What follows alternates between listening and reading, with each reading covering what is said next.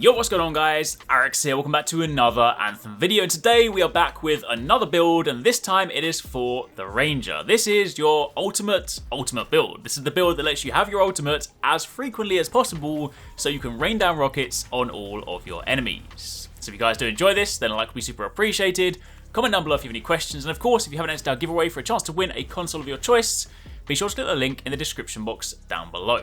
Now, if we dive over to the Forge, we're going to start by taking a look at the gear pieces because this is a gear-heavy build. In truth, the actual weapon choices don't really matter, so you can kind of pick whatever weapons you like. We'll touch on a couple of recommendations afterwards, but largely speaking, this is all about the gear. So in your grenade slot, you're actually going to be taking either a masterwork or a legendary version of the frag grenade. This is called the Last Argument. And of course, this is a detonator, so it has value in that respect. But the main reason is because the masterwork, the legendary intrinsic perk, is that if you hit enemies, it adds 700% ultimate charge. In other words, if you hit enemies, this gives you a large chunk of your ultimate bar. And that is kind of one of the most important things in this build because that, paired with some of the combo effects, which we'll speak about in a minute, essentially allows you to get your ultimate back really quickly. Now, I will say that on this particular gear piece, this one we have here is not the best on the inscription front. Ideally, what you want to do is have this with either faster gear recharge so that you can have the grenade as frequently as possible, or if you can have multiple gear charges. I will say I haven't personally seen a grenade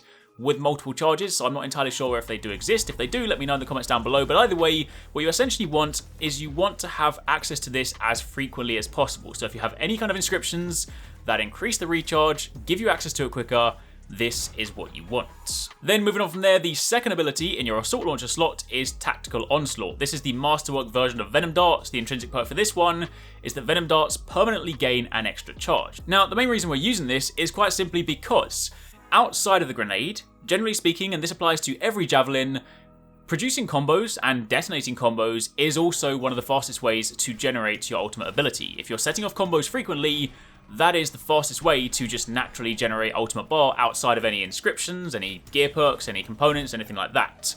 So the reason we have this one is because obviously, you can't have something like Frost Grenade because that goes in the previous slot, which is already taken. And the reason we use this is because Venom Darts has multiple charges. It's very easy to apply this to multiple enemies. So what you can do is you can find a group, you can fire multiple Venom Darts into them, you can prime a lot of enemies, you can throw your grenade in, and then of course you're hitting targets. So of course you're proccing the grenade effect to give you that ultimate charge, plus you're detonating combos, which on top also gives you ultimate charge. So when you combine those, you are able to get your ultimate back incredibly quickly. And plus, when you apply acid effects to enemies, they take more damage anyway, so it's just a good primer to have. Also keep in mind, this is a primer, even though in the Forge it doesn't have the icon when you actually go into the world. It has the icon, it's just one of those UI bugs, but this is a primer ability.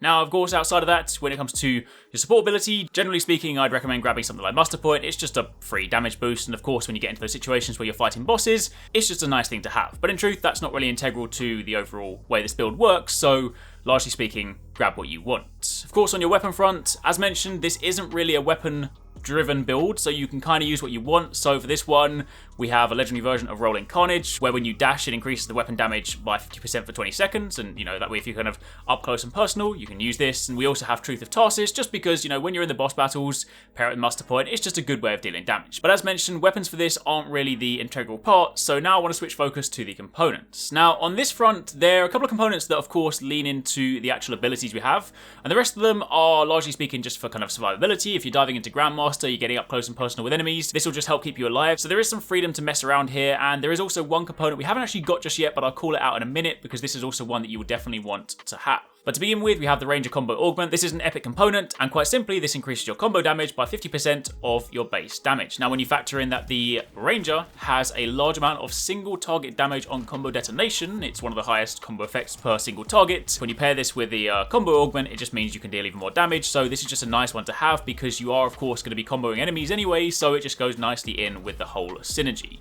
We also have a legendary version of the Defensive Bulwark, which on low health increases your gun damage by 25% for 10 seconds, which just so happens to go nicely with the Rolling Carnage we're using. You have Tip of the Spear, where if you perform a combo, it restores 40% armor to nearby allies, and again, since you are kind of working towards combos in this build, it just kind of goes quite nicely with that.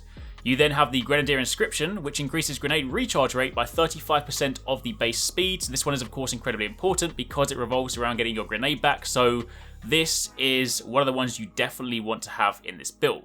You also have Vanguard's Badge, which, performing a melee attack restores 20% shields, and you also have Victor's Resolve, where performing a small multi-kill instantly restores 25% of your maximum armor. So as you can see, some of those are more survival driven. It's just more so if you're up there, you're priming enemies, you're throwing your grenade in, you're in the thick of battle, since you are detonating combos, since you are getting multi-hits, then you're kind of just going to be restoring yourself at the same time. So it basically keeps you alive, and then of course once your ultimate comes back, you use your ultimate as frequently as possible, and you repeat the cycle. That being said, there is one component that is definitely worth picking up if you can get it, and that is the Masterwork component, Badge of Devastation.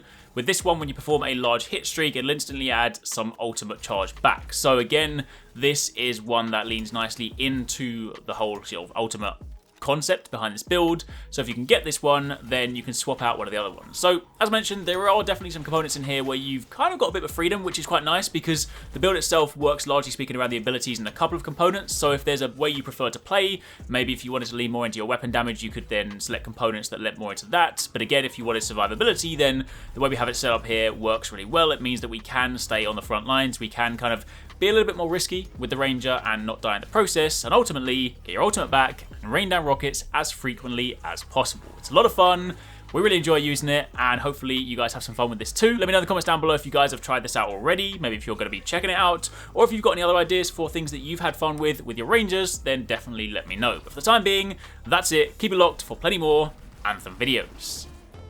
Thanks very much for watching, guys. I hope you enjoyed the video. If you want to check out some more awesome stuff from us here at Arekkz Gaming, then you should definitely try to catch 269 and Paradise Central streaming 6 days a week. You can find a link to the multi-stream in the description box down below. They play a wide range of games, and what's more, we also have the Endgame store. By watching their streams, you earn currency, and you can redeem that currency on the Endgame store for really cool prizes. Those can range from things like games, comics, and figures, all the way up to controllers, capture cards, and even consoles. So definitely drop by and become part of the community. Of course, if you enjoyed this video, then make sure you're subscribed and be sure to click on that little bell icon to turn on notifications so you don't miss our next upload. You can watch more videos by clicking on the options here. But once again, thanks very much for watching, take it easy, catch you next time, peace out.